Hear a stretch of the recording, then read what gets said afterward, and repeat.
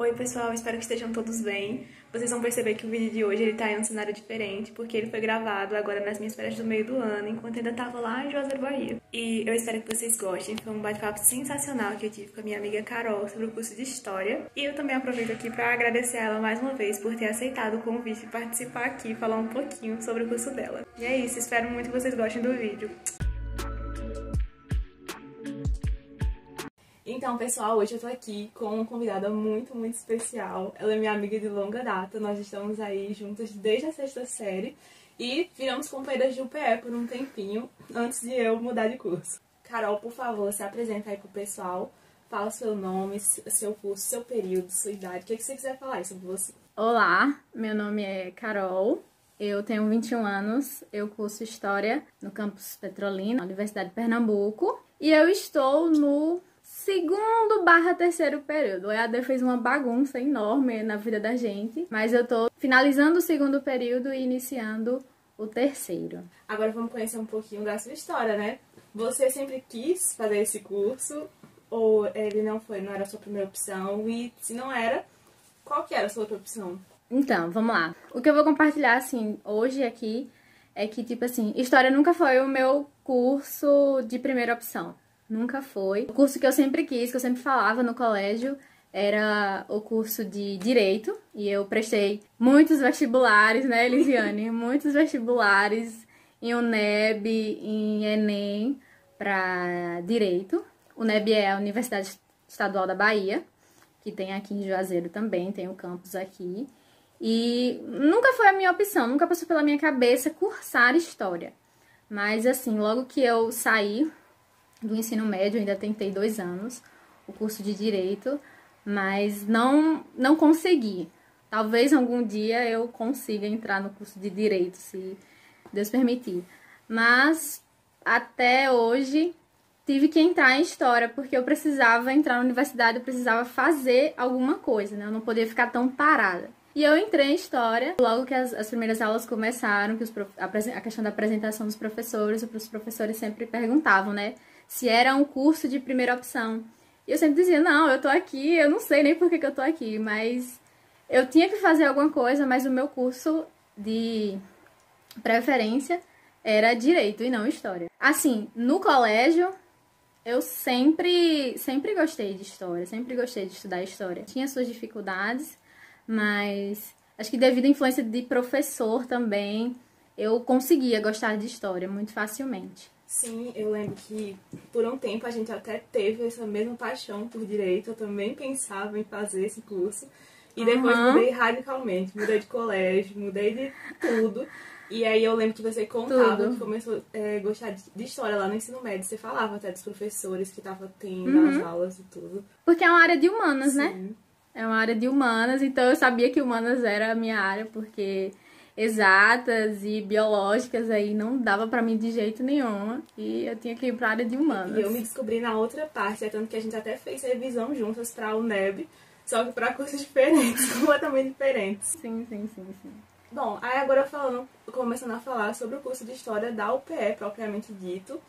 Qual foi a coisa que você mais notou de diferença entre a história do colégio e a história que você tá vendo agora na faculdade? Assim, a história na faculdade e a história do colégio não é a mesma coisa. Não é a mesma coisa, não é. Muito diferente. No ensino médio, a gente estuda muito, assim, a história como um contexto geral. Tem aquela porrada de assuntos, de conteúdos que o professor empurra em você. E quando você chega na faculdade, você vê que esses conteúdos todos, eles triplicam. Eles triplicam. É muito mais detalhado, é muito mais minucioso. As disciplinas iniciais de história, você vai estudar pré-história, você vai estudar a introdução aos estudos históricos, você vai estudar um pouquinho de filosofia. Então, tipo assim, é tudo muito mais detalhado, tudo muito mais minucioso. A gente estuda muito a questão a prática da história, o que é realmente a história como ciência, né? Que é nisso que os meus professores batem bastante nessa tecla, é que a história como ciência, e não, tipo, uma simples matéria que tinha no ensino médio. É muito diferente você estudar a história como ciência. E eu acho que é isso. A diferença principal é essa, de ensino médio, né? Você estuda a história como num contexto muito geral, daqueles horrores de conteúdos. E na faculdade é tudo muito mais detalhado, você vai ver a história assim como uma ciência quase que exata. Outra coisa também com relação ao curso de História da UPE, normalmente a gente sabe que esses cursos eles têm duas modalidades, que é o bacharelado e a licenciatura. Lá na UPE tem esses dois, só um, e também qual é o que você faz, né? Lá tem os dois cursos, né? Tem o bacharelado em História. Eu acredito que tenha na UPE em algum campus, mas eu acho que aqui no campus de Petrolina não tem. Eu faço licenciatura. A diferença entre o bacharelado e a licenciatura é que o bacharelado você vai estudar, você vai cursar o curso de História, mas com o intuito de você ser um pesquisador, de trabalhar mais nas áreas das pesquisas. E a parte de licenciatura é que você vai atuar apenas na sala de aula como um professor. Você vai transmitir conhecimento para os alunos do ensino fundamental e ensino médio. E é isso, a licenciatura é isso, é você dar aulas. E aproveitando isso, em que você pensa em atuar? Não pensei, já tem algumas coisas assim que vêm à cabeça, mas é tudo muito, muito incerto, sabe? Eu tô no 2º/3º período, né? Dizem que é a partir do 3º período que você vai começando a ver onde é que você quer atuar. Mas, assim, em relação aos trabalhos, às pesquisas, a construção do TCC e tudo mais, que é o trabalho de conclusão de curso, tem diversas áreas, até porque cada professor, a maioria dos meus professores, eles são todos concursados, todos não, mas quase todos têm o pós-doc em alguma área, por exemplo, tem professor que tem pós-doc na história das ciências e da saúde, eu tenho professores que têm doutorado na história do Brasil, outras sobre a história da escravidão, outras sobre história antiga, pré-história, história medieval. Então, é um raio-gama muito grande. E aí tem os grupos de estudo, daí que surgem os grupos de estudo, que os professores passam. O que são os grupos de estudo? Os grupos de estudos são grupos, né, que são formados individualmente por cada professor, de acordo com a sua vertente de pesquisa, ele vai passar, tipo, textos que vão ser discutidos, não em sala de aula, mas um horário extra, não é em horário de aula, é no horário extra. E é isso, você vai estudando, vai pesquisando, vai conhecendo. Tem gente que participa de todos os grupos de estudo, tem gente que, não, eu gosto mais dessa área de histórias da ciência e da saúde. Não, eu gosto mais da parte de medieval, sabe? É enorme, você pode trabalhar com absolutamente qualquer coisa. Tem o grupo também sobre a história das mulheres. Nossa, é muito, muito grande, muito grande. E eu, assim, em mente, eu não consigo ainda identificar o que realmente eu quero fazer, porque é muita coisa. E, tipo, você vai estudando assim e você vai vendo que, nossa, é muita coisa. E, tipo, tem coisas que tem muita fonte, tem coisas que não tem fonte. É verdade. Que é o principal para o historiador. A gente ter fontes, porque sem fontes não tem historiador. É verdade. E eu vejo que também essa questão do grupo de estudo que você vai comentando, isso é um ponto muito forte das universidades públicas. É ter grupo de estudo e pesquisa. Com certeza. A UPE mesmo, no campus de Petrolina, mesmo não sendo um campus muito grande, eles têm muitos grupos de pesquisa. Quando eu fazia enfermagem, eu participei do grupo de estudos e pesquisas em saúde coletiva. E aí era muito amplo, você consegue abordar várias temáticas. Tem os congressos também, né, que a gente participa, que os professores promovem de forma gratuita, ou então às vezes tem uma taxa muito mínima. Por exemplo, teve um último que era sobre a história da não violência, como a violência ela é gerada dentro da história, que foi muito interessante. Então, tipo, nossa, é muita coisa. Quando a gente estava, né, no presencial, tinha professores que promoviam, tipo, a história de diversas formas, a história da violência, do índio, da mulher, dos negros. Então, é muito difícil, às vezes, você tentar definir, assim, o que realmente você vai conseguir estudar. Mas você vai pra sala de aula? Eu acredito que sim, né, Elisiane? Eu acredito. Talvez, quem sabe, né? Eu não sei de nada hoje, eu não sei de nada, mas eu acho que na área de pesquisa eu não vou atuar. Acho que na área de pesquisa não, se eu for mesmo, acho que é pra sala de aula mesmo. Ah, minha filha, você tem o poder da palavra, você não veio com o jeito que você fala. Ai, o poder da palavra, tenho não, minha filha, tenho não. É porque o povo faz história, gosta de conversar muito, você detrela, mano. E eu não gosto de conversar, mas depois que eu fiz esse curso, meu Deus do céu. É assim mesmo. Esses cursos que a pessoa tem que lidar com pessoas desenvolve muito essa habilidade de comunicação. Bom, e eu sei que tá tudo meio confuso aí na linha temporal de qual período você tá, mas até agora, quais foram as disciplinas que você já cursou? Bem, como eu falei no início, né, eu cursei mais as disciplinas introdutórias, que é introdução aos estudos históricos, sobre teoria da história, sobre prática da história, sobre filosofia, pré-história. Eu estudei também Antiga 1, acabei de pagar Antiga 1. A gente vai estudar a história dos mesopotâmios, fenícios, hebreus, caldeus, nossa, tudo. Lá bem no princípio mesmo, lá na história antiga mesmo, a diferença entre mito e religião. Em prática, a gente tem 8 disciplinas de prática. E é importante salientar também, Elisiane, que a grade de história mudou. De quando eu comecei 2019.2, no ano de 2020, a grade mudou. Então, algumas disciplinas, elas ganharam outros nomes, outras não tem mais, sabe? Então, aí, para quem vai começar a cursar agora, possa ser que seja diferente e nem tenha essas disciplinas que eu estou falando. Mas a gente tem 8 práticas, eu tô na terceira. A gente estuda sobre a prática da história. Como a história, ela vai ser estudada a partir das fontes. Porque a gente tem uma ideia assim que história você só vai ler, só vai ler, só vai ler, só vai ler. Não, e a história não tá só nos textos. A história tá em todo canto, a história tá, tipo, num quadro, a história tá na revista, está na fotografia, a história vai estar nos prontuários, nos diários escolares, vai estar em tudo isso. Então, a gente tem essa... Eu tinha muito isso na minha cabeça que na história, não, eu só vou ler texto, eu só vou ler texto, só vou ler texto. Não, a história tá em tudo, em tudo. A gente tem a base do presente, mas a gente volta lá pro passado para poder entender as coisas, como as coisas acontecem hoje. Sim, sim. Na nossa vida, né? Na sociedade, principalmente. E é isso, as disciplinas que eu cursei foram mais essas. Lógico que tem muito mais outras que a gente vai estudando ao longo do curso. São 8 períodos, né? Então tem muita coisa para eu estudar ainda. Então, e para as próximas pessoas, mesmo que a disciplina mude de nome, a temática ela se conserva. Então, o pessoal também vai estar vendo a respeito disso aí. E dessas disciplinas que você viu até agora, qual que foi, assim, a mais difícil que você achou o bicho de 7 cabeças? A gente até comentou uma vez que, pra mim, a disciplina mais difícil que eu paguei até agora, história, foi metodologia científica. Gente, todo mundo perde metodologia científica, não tem pra onde correr.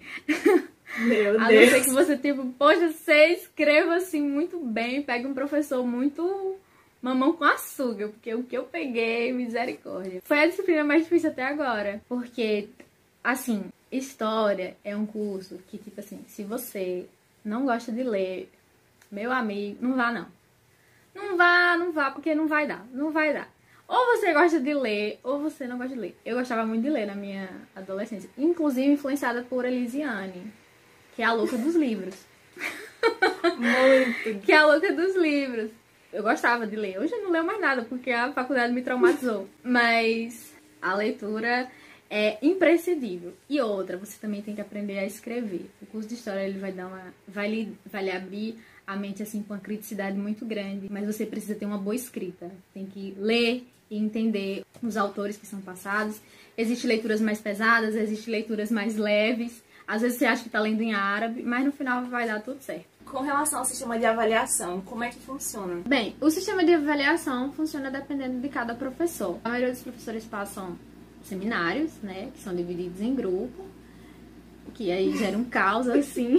Fica sempre muito a critério do professor. Às vezes o professor, ele divide em ele faz 2 unidades no semestre. Às vezes ele passa só seminário, às vezes eles passam só prova. E a prova é a prova escrita, que você vai ter que escrever umas laudazinhas aí básicas para poder responder a pergunta. Eu mesmo fiz uma prova no EAD, minha filha. tem limite de linha, tem tudo isso. E não são respostas curtas, são respostas muito longas. E imagine que você, escrevendo no Word, é muito mais que você tem que escrever. É muito eu tô mais. lembrando aqui do que Pedrinho comentou naquele vídeo sobre o curso de letras da UPE, que ele falou exatamente da prova, que tinha um monte de laudas. São laudas que você tem que escrever, porque primeiro que, tipo, não acho que, assim, você vai fazer uma prova e você vai ter que ler, tipo, só 5 páginas pra fazer uma prova. Não, é 5 livros, entendeu? É 5 livros. Pronto, essa prova mesmo que eu tô falando, que eu fiz agora, semestre passado, eu tive que ler numa base, assim, de 300 páginas pra poder responder 2 perguntas, entendeu?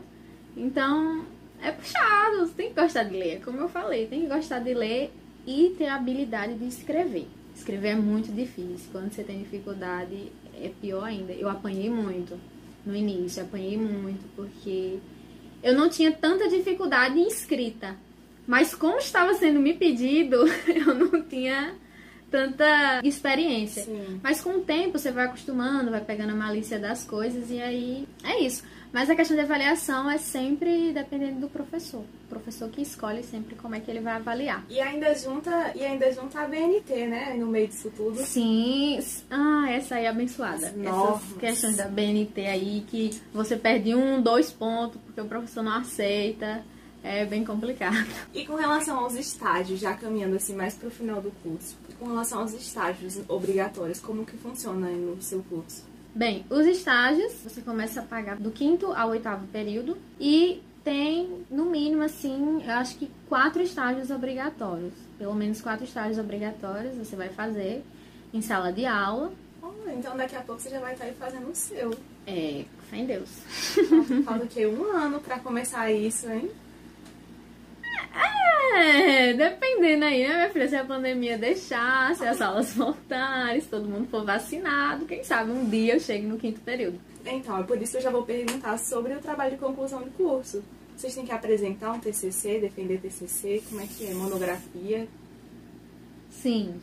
Os professores sempre falam que a gente trabalhe essa questão de participar dos grupos de estudo para que você comece a se identificar melhor dentro das áreas em que você vai pesquisar. E a gente tem que, eu não sei qual é o período exato, mas você tem que apresentar um projeto de pesquisa, que vai ser tipo assim, o projeto de pesquisa é tipo a introdução do que você poderia trabalhar lá na frente, sabe? Do TCC. Pelo o que eu entendi, o que me disseram foi mais ou menos isso. Então, assim, cabe muito estudo, às vezes você precisa se identificar em algum grupo para poder ter o apoio do professor e ele poder lhe orientar, né? Tem essa questão. Ou você pode fazer o TCC, ou você pode fazer um artigo, né? Tem essa opção agora.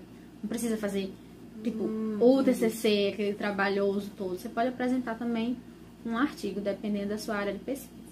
Amiga, e agora falando sobre a nossa realidade atual, porque eu acredito que essa questão da inserção das tecnologias digitais, por causa da pandemia, ela veio para ficar. Então, as pessoas que entrarem no curso aí nos próximos períodos, elas vão provavelmente ter algumas disciplinas que serão ofertadas nessa modalidade remota.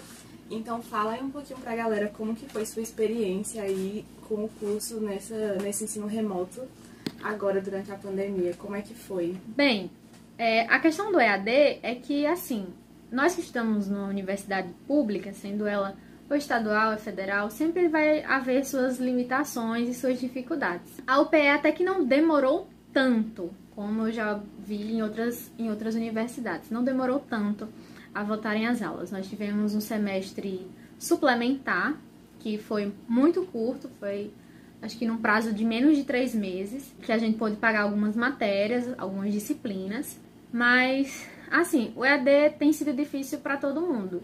Eu não ouvi ninguém falar bem de EAD ainda, sinceramente. Não ouvi ninguém falando bem de EAD. Tem as dificuldades, os professores, algumas matérias são limitadas, porque você já, por história ser um curso de licenciatura, as pessoas acham que não tem prática, mas tem prática sim. Às vezes a gente vai no museu, às vezes a gente vai em sítios arqueológicos, que é um estudo prático também. E assim, existem matérias que precisam ter uma prática. Não é tanto como um curso da área de saúde, né? Que nem Elisiane faz aí, que é medicina, que precisa de muita prática. Não é igual, mas a gente tem. Foi limitado, aqui na UPF, foi limitado a questão de você pagar disciplinas. Existe uma carga horária que você pode cumprir de disciplinas. E é o EAD normal. A gente tem aula pelo Google Meet, as nossas atividades são pelo Google Classroom. Os professores avaliam da forma como eles querem. Muitos passam uma enxurrada de atividades, outros só passam prova. Tem apresentação de seminários, normalmente. De certa forma, o EAD ele é muito desmotivador. Você fica muito desmotivado, porque às vezes tem pouquíssimas pessoas que estão matriculadas na disciplina. Tem pessoas que estão desistindo, tem pessoas que estão trancando o curso. Então, é complicado. É uma situação bem complicada. E eu percebi que não era só comigo. Eu achava que era só comigo, mas não é. É com todo mundo. Não, esse é um sentimento meio geral. A questão maior, eu acho que é a incerteza. De você não saber se vai ou não voltar, se quando vai voltar. Os professores, muitos professores, tentam, assim, ter uma motivação, mas ainda é muito difícil. Por exemplo, eu mesmo estou pagando uma disciplina agora de Sociologia da Educação, que só tem 5 pessoas matriculadas na turma, sabe? É um número muito pequeno. 5 pessoas que estão matriculadas e 3 que participam. Então não é nem uma aula, é tipo um bate-papo, sabe? Então é muito complicado e às vezes extremamente desmotivador. Sim, e eu percebi também, assim, que com o EAD, eu já até falei em um outro vídeo anterior, parece que a gente virou multitask e faz muito mais atividades do que a gente fazia quando era no presencial. É coisa de você amanhecer na frente do computador e dormir na frente do computador.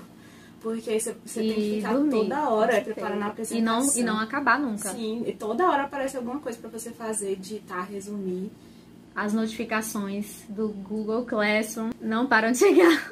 É isso, a gente vai vendo aí como é que a gente consegue fazer, como a gente consegue se adaptar, porque é a palavra, acho que a palavra é essa, é você, o quanto você consegue se adaptar, o quanto você consegue dar conta. Agora deixa a sua palavra para as pessoas que estão aí assistindo ao vídeo, se interessaram pelo curso, vieram pesquisar sobre isso. Fala aí um pouquinho, o que você quer deixar de mensagem para eles? Bem, a mensagem que eu deixo para quem quer fazer o curso de História é que primeiro entenda que você vai ler bastante, que você vai precisar ler muito. A segunda dica que eu falo é para você conhecer e reconhecer as suas limitações. É muito importante isso, da gente saber conhecer e reconhecer as limitações e estar aberto às possibilidades que o curso vai poder lhe trazer, tanto no mercado de trabalho como em questão da vida social mesmo, que a gente vive. Então, saiba reconhecer se você gosta de ler, se você se identifica. Procure saber sobre o mercado de trabalho, como ele funciona, como você pode trabalhar, sendo tanto bacharel ou como licenciatura. Nas áreas de licenciatura, que eu sei, você pode fazer concurso para ser professor, tanto estadual como municipal. Mas também você pode seguir na carreira da pós, do mestrado, do doutorado e trabalhar em universidades através de concurso ou também em instituições privadas. Então, é essa mensagem que eu deixo. Reconheça o que você consegue, o que você gosta de fazer. Bom, Carol, eu queria agradecer muito, muito, muito a sua presença, por você ter se disponibilizado a falar um pouquinho da sua experiência. Eu falei com você há um tempo atrás e eu lembro que você só ficou, meu Deus, meu Deus. Mas aí depois, olha aí. Tivemos aqui um papo maravilhoso. Eu acho que as pessoas que estão assistindo esse vídeo, elas também vão gostar bastante, porque nós conseguimos passar por muitos pontos importantes aí sobre o curso e que as pessoas precisam ter conhecimento. Então, mais uma vez, eu só tenho a agradecer mesmo por você ter vindo aqui fazer a participação especial. Eu que agradeço. E deixa aí pro pessoal como que eles podem entrar em contato com você, caso eles tenham alguma dúvida ou queiram saber mais algum ponto sobre o curso. Eu que agradeço a oportunidade. Eu sou muito consumidora de YouTube, muito consumidora. Na verdade, a minha única rede social é YouTube. E eu gostei muito dessa experiência. Eu disse, eu não vou gravar com a Elisiane, mas aí eu disse, não, vou gravar pra ter essa experiência. Eu espero que eu tenha contribuído aí em alguma coisa, em alguma informação. E para mais dúvidas, é só deixar nos comentários aqui embaixo que a gente responde tudo. Muito obrigada pessoal que tá aí assistindo ao vídeo. Deixa o like, comenta aí as dúvidas, os elogios também, claro. Críticas, sugestões, tudo aí, ó. Então é isso, gente. Tchau, tchau. Tchau, Carol.